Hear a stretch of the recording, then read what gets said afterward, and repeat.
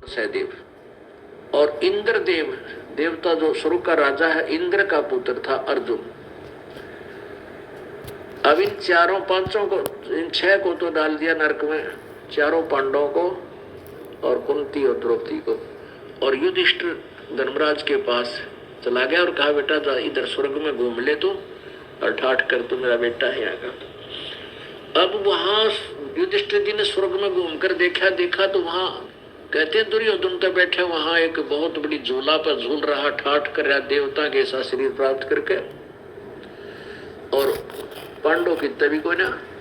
तो वापस आया अपने पिता के पास और कहा, पिताजी मेरे भाई कहाँ हैं?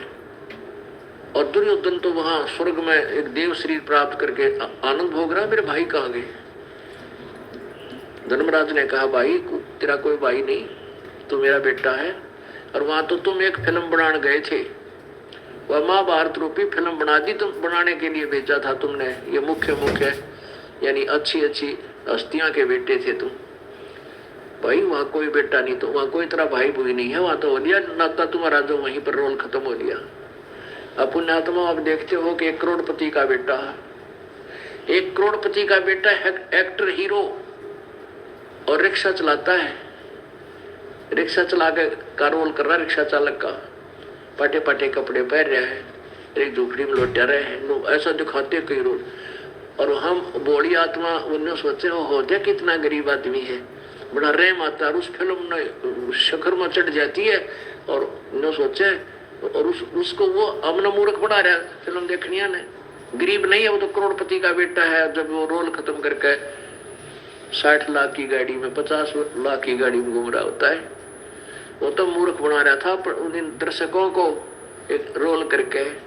ऐसे ही ये महाभारत रूपी एक फिल्म बना गए ये हीरो, और हम इस महाभारत में पढ़ के अपना जीवन बर्बाद करें। बताइए ना कि महाभारत ने 100 बार पढ़ ले, बता हमने क्या लाभ होगा? वह इतने दुखी थे जो महाभारत के रोल कर रहे थे। तो युधिष्ठिर धर्मराज ने कहा, तुम्हारा वो कोई पिता नहीं, भाई नहीं है, तू मेरा बेटा है, यहाँ रह ठाठते हैं। युधिष्ठिर बोला, नहीं, यह ममता, यह काल का जाल जो सतगुण विष्णु जी के द्वारा मोह सतीची है, यह बहुत भयंकर है। तो वो मोह ना छूटे आपस में, भाई और बहन, नीचे वाला भाई भाइयों का, माँ का। युधिष्ठिर धर्मराज ने से कहा युधिष्ठिर से कि मैं भी, तो उसने बताया कि धर्मराज ने बताया वो नरक में डाल रखे हैं, उन्होंने बहुत पाप करे थे महाभारत के युद्ध में। और युधिष्ठिर स्वर्ग में कैसे है कि ना, वो दुर्योधन स्वर्ग में कैसे है कि वो युद्ध में मारा गया था, और वो 5, 7, 20, 30, 50 वर्ष यहाँ रहेगा, फिर ये नरक में डाला जाएगा, वो पाप करे इसने। अब उत्तरा गजब हो, इब आंख खुली युधिष्ठिर की कि वह कुछ दिन स्वर्ग में भी चले गए, और हमने राज जीता था, हम स्वर्ग के, मेरे भाई तो स्वर्ग के अधिकारी भी नहीं रहे बने। तो युधिष्ठिर ने बोला, मैं तो अपने भाइयों के पास ही जाऊंगा, मुझे वहीं भेज दो। अब धर्मराज बोला, भाई एक काम करे, एक दूत भेज दिया, यमदूत। उससे कहा कि आप ले जाओ इसको और इसके भाई उनको दिखाकर वापस ले आओ, फिर बात कराएंगे। अब उस नरक के अंदर ले गए युधिष्ठिर को, और बहुत गहरा ले गए, चलता रहे, आ जाओ, वहां पूरा हाहाकार मच रहा है, पूरी तरह कीड़े मकोड़े मच्छी जंतु खा रहे हैं, और युधिष्ठिर का भी काटना शुरू कर दिया उन्हें। लेकिन उस ममता के कारण वो आगे बढ़ता जा रहा। वो आगे जाकर देखा तो आत्माएं रो रही हैं, हे भाई, मैं युधिष्ठिर अर्जुन की आत्मा हूँ, मैं भीम की आत्मा हूँ, मैं कुंती की, मैं द्रौपदी की, हमारे साथ ऐसा जुल्म हो गया, हमने पाप करे थे, आज भोगने पड़ रहे हैं। हमने जुल्म किया युद्ध में, वो पाप आज हमें भोगने पड़ रहे हैं। युधिष्ठिर बड़ा दुखी हुआ। तो फिर धर्मराज ने आकाश आवाज लगाई कि ये देवदूत वापस ले आया इसको, युधिष्ठिर को। युधिष्ठिर कहने लगा, मेरे भाइयों को बाहर निकाल दो। धर्मराज ने कहा, नहीं, ये नहीं निकल सकते, आप बाहर आओ। अगर नहीं, मैं भी नहीं आता, फिर बाहर यही रहूंगा। धर्मराज ने कहा कि बाहर आ जाए, यहाँ कोई सोल्यूशन निकाल लेंगे इनका, आ जा। इसके कहने जब वो युधिष्ठिर बाहर आया, अब उसको वहां नरक में 1 घड़ी 2 घड़ी घंटा 2 घंटा नरक जाना पड़ा किसको? युधिष्ठिर को। पुण्यात्माओं, अब ये तत्व ज्ञान है जिसका निष्कर्ष निकल रहा है। युधिष्ठिर धर्मराज ने अपने पुत्र युधिष्ठिर से कहा, बेटा तू पंगे में पा मत दे, अपने पुण्य बर्बाद ना करे, ये अपना कर्म भोगेंगे, भोगना पड़ेगा, इस पर कोई कैंसिल नहीं कर सकता। तो उन्ना मान्या जिद कर ली कि मन ने भी डाल दो पिताजी ऋषि नरक में। फिर आखिर में दुखी होकर धर्मराज ने कहा, भाई एक काम कर ले, तू अपने कुछ पुण्य दे दे उनको, उन पुण्यों के प्रतिफल में मैं उनको स्वर्ग भेज दूंगा। युधिष्ठिर कहने लगा, मैं अपने आधे पुण्य अपने उन 6 मित्र भाइयों को और पत्नी और मां को दे रहा हूं। तब युधिष्ठिर उस धर्मराज ने आधे पुण्य संकल्प कराकर उनको वितरित कर दिए और उन सबको नरक से निकलवा लिया। वहां वो देव शरीर प्राप्त हो गया। उसी समय वो आ गए, पवन देवता आ गया, वो भी ने ले गया, ये मेरा बेटा है। इंद्र आ गया, अर्जुन ने ले गया, और नकुल सहदेव को ले गए अश्वनी कुमार जो सूर्य के पुत्र हैं। ये सूर्य नहीं, आग का देवता, एक देव है सूर्य, सूरज। युधिष्ठिर रह गया अकेला अपने पिता के पास। उधर से द्रौपदी और कुंती को स्वर्ग भेज दिया।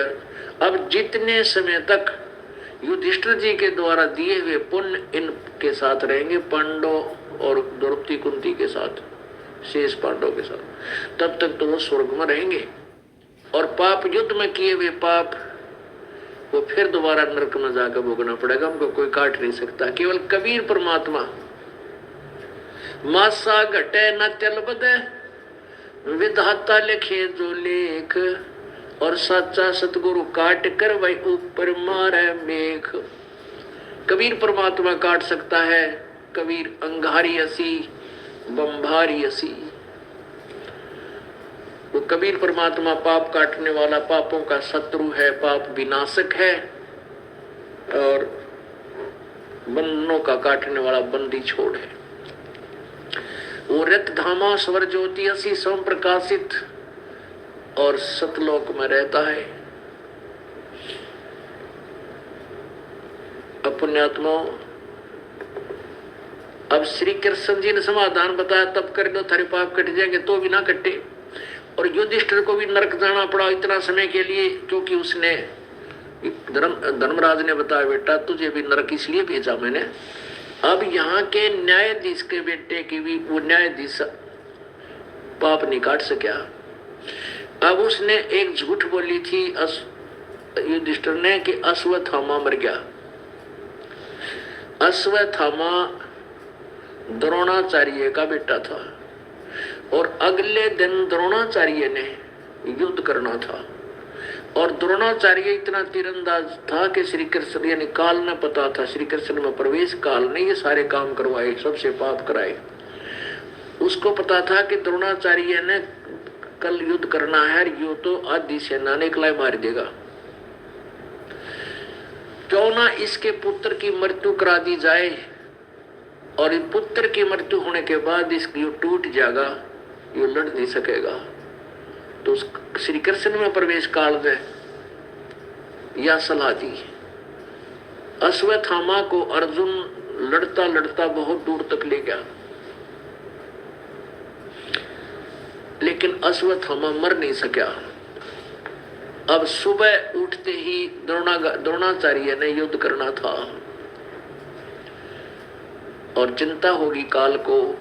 श्री कृष्ण जी ने कहा, भाई कोई समाधान ढूंढो, ना तो बात बिगड़ेगी। युधिष्ठिर बोले, आप बताओ भगवान कि तुम न्यू कह रहे, वो और किसी की मानने का नहीं। युधिष्ठिर तू जाकर झूठ बोल दे और न्यू कह दे, गुरुदेव आपका पुत्र की मृत्यु होगी। अब युधिष्ठिर एक बार तन्नाट्य में झूठ क्यों बोलूं, अगना बोला देख ले तड़के तुम्हारा सारा नाश हो जाएगा। तब एक दोनों और कहा कि ये फर्क पड़ा है। एक उनमें से चतुर था ने बोला, मैं बताऊं, एक अश्वत्थामा हाथी का नाम है, उस हाथी का नाम अश्वत्थामा रख रहे थे वो पांडु अपने सेना में। कि उस हाथी ने मार देते हम, और तूने कह दिए अश्वत्थामा मर गया, अब तो भी सच्चा हो जाएगा। तो युधिष्ठिर आखिर में विवश होगा ये कहने के लिए, ठीक है मैं ऐसे कह दूंगा। अब उसने जाकर कहा, एक दो ने कहा कि पहले तो एक दो ने कहा कि द्रोणाचार्य गुरुदेव आपका पुत्र की मृत्यु होगी, हत्या होगी। द्रोणाचार्य बोला मैं नहीं मान सकता, मेरे पुत्र पर मुझे गर्व है, वो नहीं मरा है। दूसरे ने कही, तीसरे ने कही, बोला नहीं तुम झूठ बोलते हो। कहने लगे आपको कैसे यकीन होगा, अगर युधिष्ठिर कह देगा मैं मान लूंगा मेरा बेटा मर गया। युधिष्ठिर गया, युधिष्ठिर ने क्या कहा, अश्वत्थामा हिते, अश्वत्थामा हिते, अश्वत्थामा मर गया। और मंदिर स्वर में मन मन में कह दिया नरवा कुंजर, जैसे बहाना करके रोते हुए करे ना, मन मन करो नरवा कुंजर, मन मन कह दिया मन मन में। अब मेरा ना अच्छी था आदमी, अपने आत्मा या तो वाह बात थी, हम छोटे छोटे थे ना, डरा भगवान से डरने वाले थे बच्चे सारे, और कोई झूठ बोल देता या कोई गलती कर देता तो न्यू क्या करते, तूने पाप लगेगा, तूने झूठ बोल दी।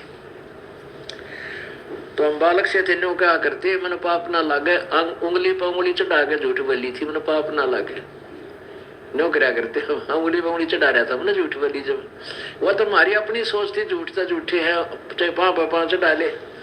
अब वो पाप तो पाप ही है, मन मन में तो कुछ भी कह ले, नरवा कुंजर कोई बात हुई, उसकी वहां आगे थोड़ी चलेगी। वो एक वकील ने जज के सामने कहा था कि पुलिस वाले तो कुछ भी लिखने अपनी FIR में, बोला घर की बहिर काका लिखनिया तो कुछ भी लिख लेंगे, लेकिन सच्चाई तो कुछ और है, वो हम प्रूफ देंगे।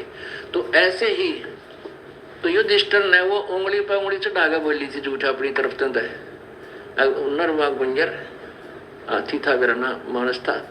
लेकिन भगवान के इतना बौड़ी बूझ थोड़ा ही है, वो तो एक एक सेकंड का हिसाब है। कहते हैं चिट्टी पायल बाजे पैर साहिब सुनता है सब लहर। अगर चिट्टी कीड़ी का कोई पायल बना के घुंघरू और बांध दे, पहले चिट्टी की पायल किसी होगी, यानी कत्ती हुए को ना पायल, और उसका नॉइस हो ही नहीं सकता। कहते हैं जब पायल उसकी भी शोर होता ना, चिट्टी के चालन का भी, उसको भी भगवान सुनता है। और तुम लोगों को नरवा कुंजर, वो अपने घर की बात सा कि मैं बोल लिया अपने घर उसमें, लेकिन भगवान के दरबार में नहीं चलेगी। तो उस एक घड़ी दो घड़ी जो भी उसका पाप बना था, उसके लिए उसको नरक में रखना पड़ा। युधिष्ठिर को भी इस बहाने से वहां भेजा उसने, धर्मराज ने अपने पुत्र को भी नरक में भेजा, जा तेरे भाई बहन तेरे भाइयों को मिल के आ। देखा वो पूरे नरक में, नहीं तो वो पहले भी कह सका था ये बात, भाई मान मत जा, मैं ऐसे ऐसे ये तरीका है इसका। तो धर्मराज ने खुद कहा कि तुझे भी इसलिए भेजा मैंने कि तेरा यो एक पाप था कि तेना झूठ बोला था, अश्वत्थामा मर गया, वो तो हाथी मरा था। तो उस श्री युधिष्ठिर जी के कहते ही द्रोणाचार्य ने टक्कर मारनी शुरू कर दी पुत्र के मुंह में, हाय बेटा नो कहकर बेहोश हो गया। जितना भी छलपल ये करवाए श्री कृष्ण ने इसने काल ने करवाया श्री कृष्ण में प्रवेश करके। जब तक महाभारत नहीं हो गया श्री कृष्ण के शरीर तो निकला नहीं। और श्री कृष्ण ने कसम खाई थी, प्रतिज्ञा की थी कि मैं युद्ध नहीं हथियार नहीं उठाऊंगा, युद्ध नहीं करूंगा। हथियार उठाया, काल ने वो पहिया उठा लिया रथ का और वो घुमाया, ना जाने कितनी सेना को मार डाला। तो पुण्यात्माओं इससे सिद्ध है कि श्री गीता जी का ज्ञान श्री कृष्ण ने नहीं कहा।